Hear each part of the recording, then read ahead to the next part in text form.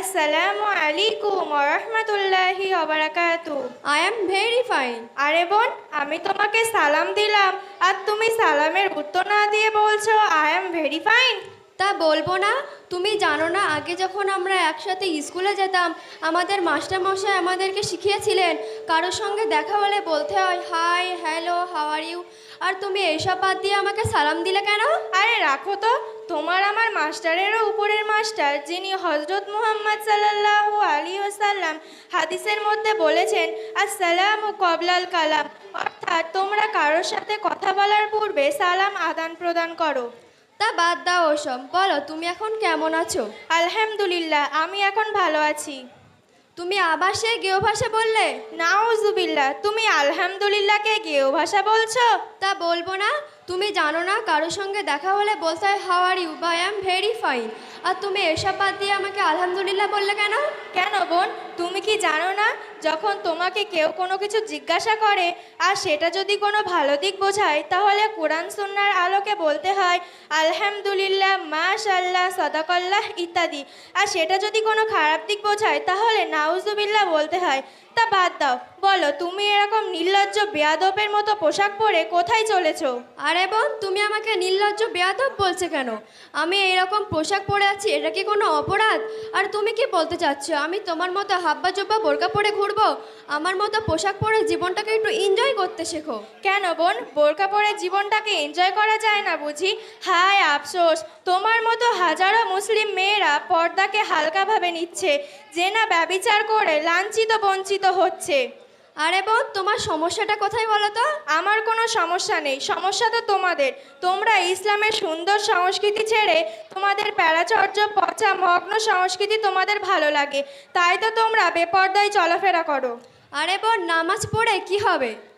আরে বোন, তুমি এ কি কথা বলছো? তুমি কি জানো না মহান আল্লাহ পাক কোরআনের মধ্যে কি বলেছেন? কি বলেছেন আবার? মহান আল্লাহ পাক কোরআনের মধ্যে বলেছেন ইন্নাস সালাতা তানহা আনিল ফাহশাই ওয়াল মুনকার, অর্থাৎ নিশ্চয় নামাজ সমস্ত খারাপ কাজ থেকে দূরে রাখে।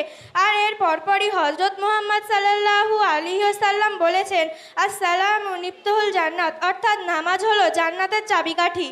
আরে বোন, আমার বয়স আগে 70-80 বছর হোক, যখন আমি থুরথুরে বুড়ি হব, উঠতে গেলে লাঠি, বসতে গেলে মাটি, তখন ঠিক জান্নাতের চাবি তৈরি করে নেব। আরে বোন, তুমি বলছো তোমার বয়স 70-80 বছর হলে তুমি নামাজ পড়বে? তুমি কি জানো না মহান আল্লাহ পাক কোরআনের মধ্যে কি বলেছেন? কি বলেছেন আবার? মহান আল্লাহ পাক কোরআনের মধ্যে বলেছেন শাবুন নিশা ফিহি ইবাদিল্লাহি তাআলা, অর্থাৎ যৌবন বয়সের ইবাদত আল্লাহর দরবারে বেশি গ্রহণযোগ্য। এছাড়াও জিবরাইল আলাইহিস সালাম বলেছেন পৃথিবীতে কত ফোঁটা বৃষ্টি পড়ে তা আমি গুনতে পারি, কিন্তু যৌবন বয়সের ইবাদত আমি জিবরাইল গুনতে পারি না। বোন, তুমি তো কখন থেকে ইসলাম সম্পর্কে অনেক কিছুই বলে যাচ্ছ। আমি তোমাকে কিছু প্রশ্ন করতে চাই। হ্যাঁ, কি প্রশ্ন করতে চাও বলো? আচ্ছা, আল্লাহ কি আরশের নিচে কিয়ামতের দিন আমাদের ছায়া দেবেন? হ্যাঁ, অবশ্যই ছায়া দেবেন। কাদের ছায়া দেবেন? আল্লাহ পাক কিয়ামতের দিন 7 শ্রেণীর মানুষদের আরশের নিচে ছায়া দেবেন। 1, যে ব্যক্তি ন্যায্য বিচার করেন। 2, যে যুবকটা তার যৌবন বয়সটা আল্লাহর ইবাদতে কাটিয়ে দেন। 3, যে ব্যক্তি পরস্পরকে আল্লাহর ভয়ে পরস্পরকে ভালোবাসে। 4, যে ব্যক্তির হৃদয় সবসময় মসজিদের গায়ে ঝুলন্ত থাকে, অর্থাৎ সবসময় মসজিদে যেতে চায়। 5, যে যুবক প্রেম ভালোবাসাকে আহ্বান করে কিন্তু আল্লাহর ভয়ে তা প্রত্যাখ্যান করে।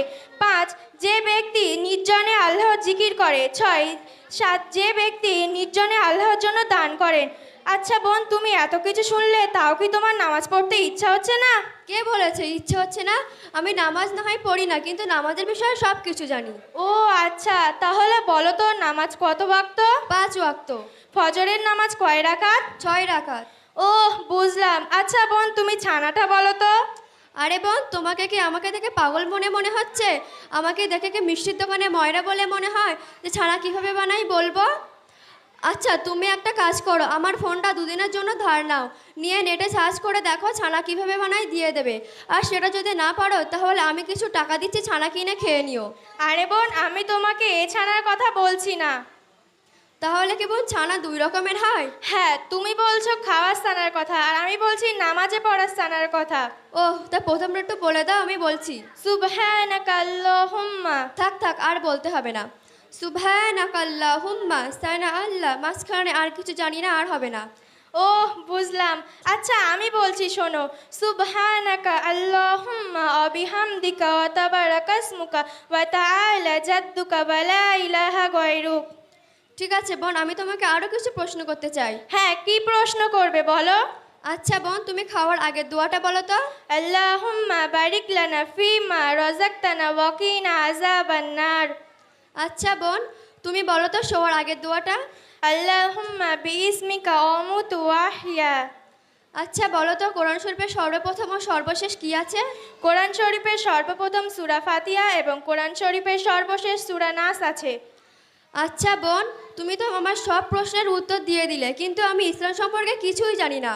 আমাকে সঠিক পথে ফিরে আসতে গেলে কি করতে হবে? তোমাকে সর্বপ্রথম তওবা করতে হবে এবং তারপর আমাদের চাঁপাপুকুর হাশিমিয়া হিফজুল কোরআন মাদ্রাসার মক্তবে আসতে হবে। সেখানে তুমি এসে ইসলাম সম্পর্কে নানা বিষয়ে জানতে পারবে। আচ্ছা বোন, আমি তোমাকে আরও কিছু প্রশ্ন করতে চাই। হ্যাঁ, কি প্রশ্ন করবে বলো? বোন, আমি যদি নামাজ পড়ি তাহলে কোন দিকে মুখ করে নামাজ পড়বো? আল্লাহ পাক কোরআনের মধ্যে বলেছেন, তোমরা যখন নামাজ পড়বে তখন খানাই কাবার দিকে মুখ করে নামাজ আদায় করবে। আচ্ছা বোন, তুমি বলো তো আমি যদি নামাজ পড়ি তাহলে সেটা কেমনভাবে আদায় করব? আল্লাহ পাক কোরআনের মধ্যে বলেছেন, কুমু লিল্লাহি কনিতিনা, অর্থাৎ তোমরা যখন নামাজ আদায় করবে তখন শ্রেষ্টাচারের সাথে নামাজ আদায় করবে। আচ্ছা, আমি যদি আল্লাহর কাছে কিছু চাই তাহলে সেটা কেমনভাবে চাইব? আল্লাহ পাক কোরআনের মধ্যে বলেছেন, উদুউর রাব্বাকুম তাদাররুয়ান, অর্থাৎ তোমরা যখন কোনো কিছু চাইবে তখন নম্র ভদ্রতার সাথে চাইবে। ঠিক আছে বোন, আমি এবার থেকে তোমাদের মক্তবে পড়তে যাব ইনশাল্লাহ। আলহামদুলিল্লাহ, আল্লাহ তোমাকে হেদায়েত দান করুক, আমিন। সুম্মা আমিন। আসসালামু আলাইকুম ওয়া রাহমাতুল্লাহি ওয়া বারাকাতুহু।